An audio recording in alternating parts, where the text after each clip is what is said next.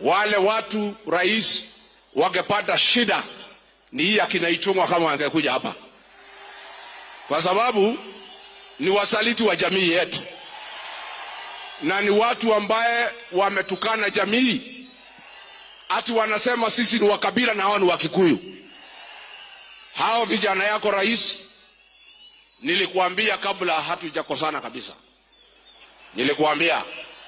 nikakwambia hao vijana utembea na hawa watakuweka kwa shimo. Hawa akina Ichung'wa nilikuambia wataweka kwa shimo. Mimi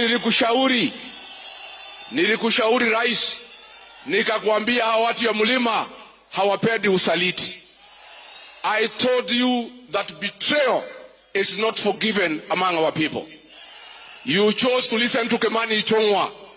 Sasa hii jamii imekukataa, na nilikuwa nimekuambia.